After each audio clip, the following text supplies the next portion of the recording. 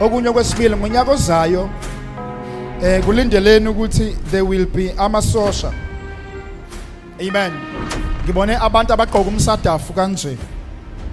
Hallelujah. I-army.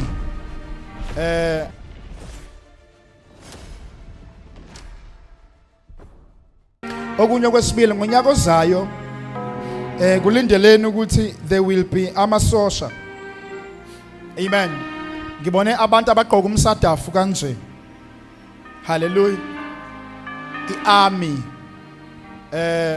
Angiqondi ke noma i-STF Special Task Force noma i-SANDF South African National Defence ongamasosha lawa ebattalion. But uNkulunkulu ngibonisa lamasosha entering home by home, house by house. Amen. Bengena umuzi ngomuzi, bengena iceke ngeceke. Mawazi ukuthi unomfana kulelo ceke bazobe bengena ngonyaka ozayo. Kakhulukazi ba-target indaba esemalokishini, Sikhawini, Inseleni, lezo ndawo, Gauteng, lezo ndawo lezo.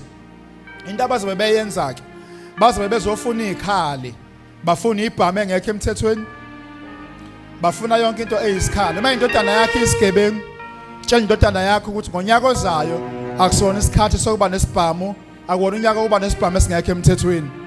Next year kuhleliwe lento, iyadraftwa, iyahlelwa. Ngibamba i-meeting mina, ngiyibamba ngisemthandazweni, ngibona kune meeting.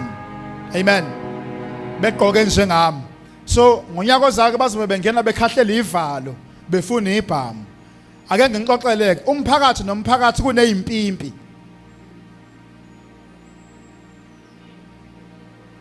Isigodi nesigodi kunempimpi esebenzela umbutho wezokuvikela. Amen. Umuntu nomuntu jona sibhamu njengamanje uyaziwa. So ngonyaka ozayo bazobe bengena befuna leso bhamu. Ngenhlahla ke mina ngisaba kabe nje, ngisithinti la kusithinti.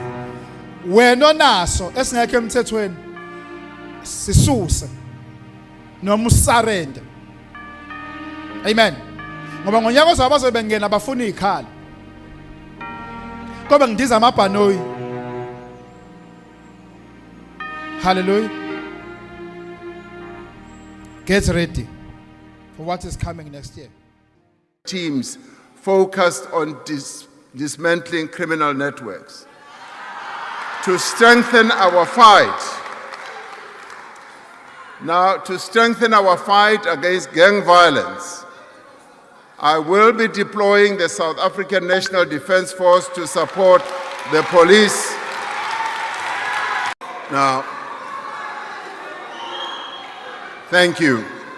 Thank you. As I said, I will be deploying the South African National Defence Force to support the police as we did to great effect with illegal mining.